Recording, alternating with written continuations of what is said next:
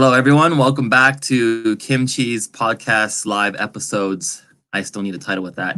But today I'm going to have a Good special start. guest, Sebastian Ruska. He is a podcast launch specialist. So I'm super excited to have him on board today. Great to be here, Kim. What's up, buddy? Nothing much, man. So we were just talking about how I threw a live remote barber workshop on how to cut your own hair. And Brilliant. it was pretty crazy because a lot of the ladies were cutting their boyfriend's hair, and it was their first time cutting Was there with alcohol clippers. involved? Oh, I wish. I think the next one I should have like a bunch of alcohol involved. Yeah, exactly. Pour a cocktail and grab the scissors. Oh man. I had one person that was gonna bring vegetable scissors, and I was like, oh my goodness. Yeah, I don't know if those will work. Yeah. They're like huge chompers. And then just a guy in the camera was like, oh man, I'm worried. Yeah, really. No kidding. Awesome. So yeah, today I wanted to bring in this special guest because I know a couple of you were thinking about getting on the podcast streaming, and I'm super new to it as well. So I think for someone that's more qualified to talk about this topic, I'm happy to have Sebastian kind of like run through you guys about how to get started, I guess the mentality behind it, and like just the basic technicalities to just get that first episode started, and then just kind of learn as you go. Yeah. And, again, figuring out why you want to start a podcast is the number one priority that you want to, sort out first and foremost before you even start a podcast. You want to understand, why am I starting a podcast? You start a podcast because you've got a valuable story to tell to a community that you're not currently reaching right now on an audio platform like podcasting. Well, what does that do once I start sharing my story? Well, it allows you to interview other people that may have comparable stories, that may have cooler stories that can complement what your story actually is. Now, it's not just about telling your story, but maybe you're a hairstylist, right? Yeah. And you've got an interest in esports that has nothing to do with cutting hair. But you start a podcast about esports because of the rapid growth of the entire, world of esports, and that you're a gamer and that you like to play and that you're involved and you cut other gamers' hair, and like that's part of telling your story. You know what I mean? So anybody can start a podcast. Not everyone has a good reason why to start a podcast. And again, you can start a podcast without a why, but I highly recommend that you don't. Why? Because once you're connected with your why, then you're going to be you're going to be creating far more valuable content for your brand, because you're in line with your why. You understand your why. Like, for example, what my show is called Beyond the Story, right? I'm a digital storyteller. I help people tell their story by starting a podcast. Everything is congruent, right? But the why of my show, why do I have my podcast? Well, I want to provide, first of all, I can't sell you a podcast launch solution without having a podcast. I mean, I can, but probably not going to work too well. Number one. Number two, being able to tell other people's story as a means of connecting. This is key. Being able to connect with people that you wouldn't ordinarily be able to connect with if you just said, hey, can I schedule a call with you? No. Hey, can I get you on my podcast? Oh, absolutely. Stroke my ego, talk about me for an hour. Let's do it. It's a huge difference there. So it's very strategic as to why you're starting a show. Number one, to provide value to the world. Number two, I want to strategically connect with people that are smarter than me, cooler than me, and doing way neater things than I've ever even thought about doing, so that I can tell their story and I can connect with them. I can build relationships with them. I do that a lot now, mainly with marketers, a lot of LinkedIn experts, people that are doing really cool stuff that I want to be able to get in front of.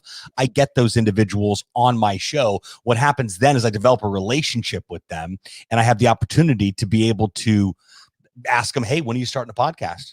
Because they may not have one. And these are high profile individuals that are doing way cooler things than I am, that were very, very hard to reach out and connect with, but to be able to stop and connect. I mean, Gary Vee became my mentor 10 years ago because I had the opportunity to meet him when he was here for his second book signing around the corner here in Miami.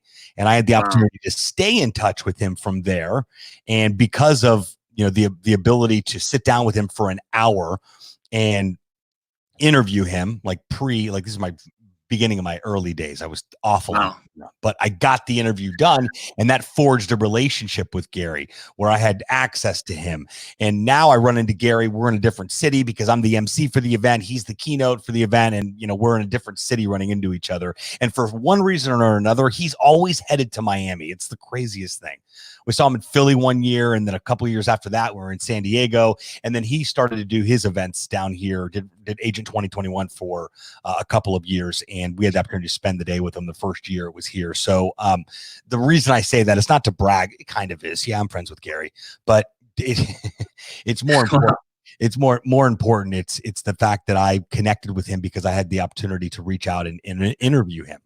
Not for my podcast, but for a video for my YouTube channel that I later turned into a podcast. So interviews are powerful ways to be able to connect with people, especially if you're a brand and you're looking to connect. Let's just say you're a sales training company and you want to start a podcast because you want to connect with every CEO in Miami and interview them about their biggest sales challenges as an organization and help them flush out some of those challenges on the interview. And then when you hang up and then when you're done with the podcast interview, you got, the CEO of Burger King in your back pocket because you just interviewed him, stroked his ego, gave him tactical strategies and tools to be able to flush out his sales organization. And now the guy wants to hire you. So there's a lot of strategy behind starting a podcast. If you're starting a podcast because you want to monetize it with sponsors right out of the gate and all you care about is monetizing the podcast, that's probably not the best strategy for a podcast. If you know that this is a natural next step for your brand to be able to create content in an audio format on an audio platform, then podcasting's for you. Podcasting is replacing radio, and it will continue to replace radio. I don't know if it'll replace internet radio. It is. It's nuts. I mean, nuts to fathom that. So, but it's happening and it's here. And it started happening in 2002, 2001 when podcasting started. Apple created a podcast. It was a cast to be played on an on an iPod. Those big fat iPods.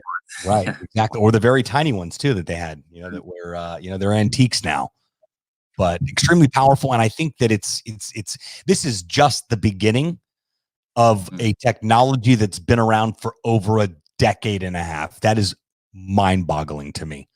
Mind-boggling. But if we back up and we look, and Gary talks a lot about this. Speaking of Gary, if we back up to the 30s and 40s, whoever went all in with print and radio crushed it. If we look at the 50s, 60s, 70s, anybody who went in with print, radio, TV, etc., they won.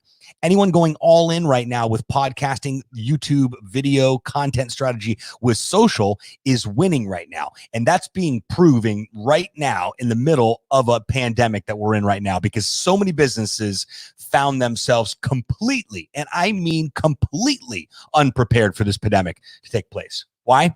Because number one, they always put social media on the back burner. Nah, we don't need it. They usually do. Right. We've never needed it. And then the pandemic strikes and they go, oh, shit.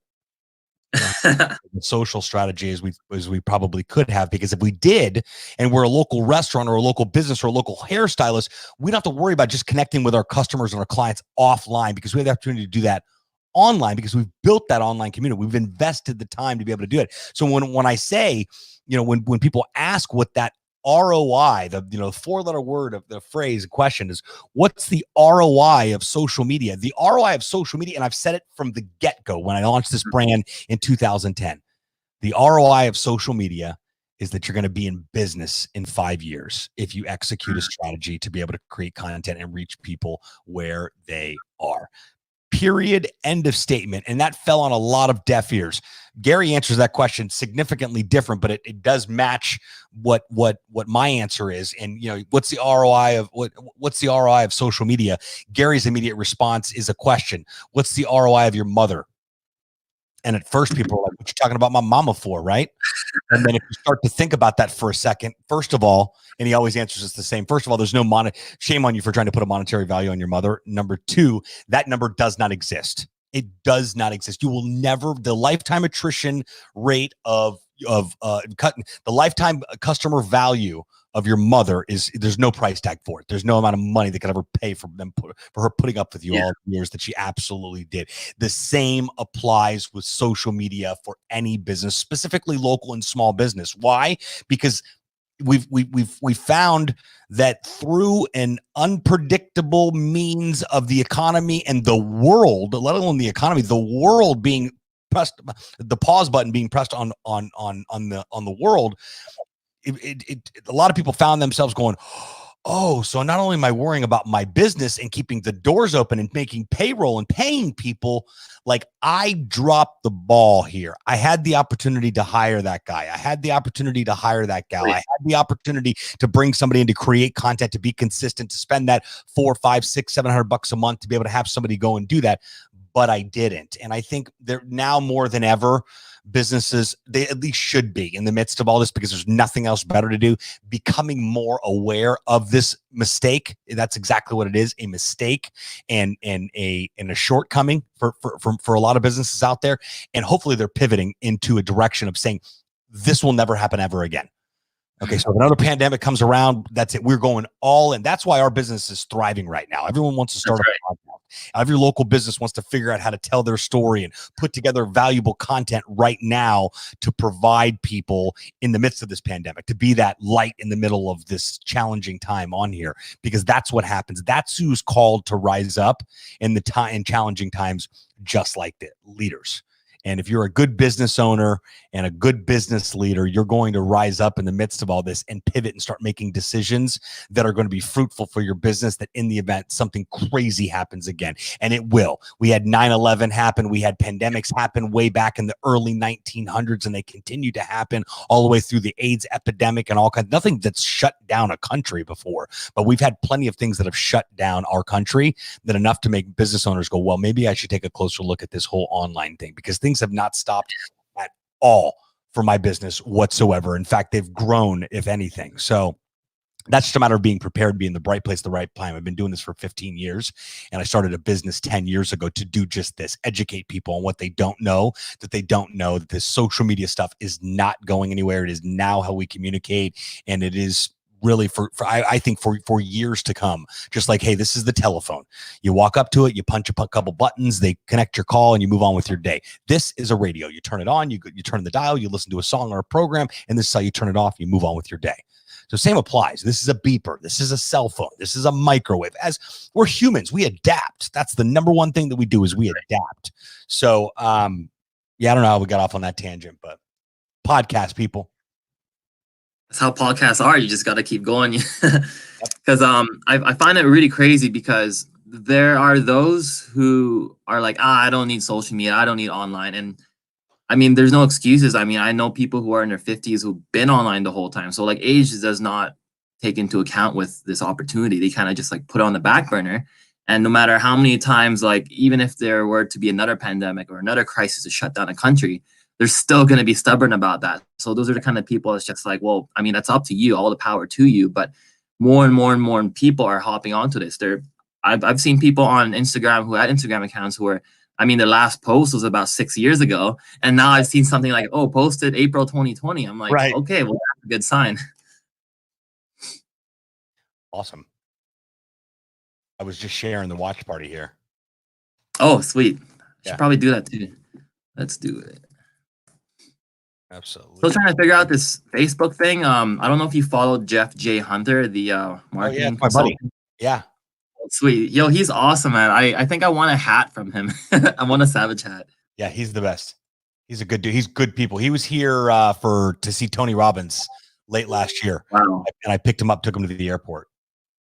That's insane. Yeah, he's a good dude. Speaking of convention shows, I was supposed to see Gary V for the first time. Yeah. Sweet. Yo, he's awesome, man. I think I want a hat from him. There we go. Yeah, I was supposed to see Gary V like last week, but then this whole thing happened. So I was super excited, but I guess it got postponed until September 22nd. And then they're kind of like playing it by ear. So well, I would be getting up on tea with Gary V every day, because he's taking people live. So you can hop on, ask questions and whatnot. Yeah, so he goes live every day at 9 a.m. on everywhere, YouTube, Instagram, LinkedIn, etc. But yeah, he knows his stuff. He definitely knows. He's the best of the best. And he positioned himself that way. And I knew that's where this guy was headed, because I was watching his wine videos when I met him. So when I saw that whole thing pivot, he stopped doing wine, opened up the agency with his brother, and his agency, and the agency has 1,000 employees now. And that was 10 years ago when he was just like changing it up. Yeah. He launched the agency in 2011. They started in a conference room inside an existing startup in New York. Yeah. So literally built it from the ground up. That's insane, man. Totally is. Totally is. Now he's crushing the game. Absolutely crushing the game.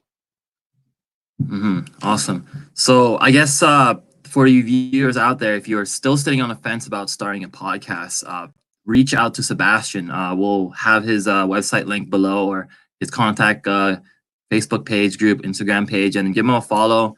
If you have any questions, reach out to him, and he's the greatest person to actually get you started with podcasting. So if you're unfamiliar with that kind of thing, or it's very like new to you, then feel free to reach out. So. Okay, cool.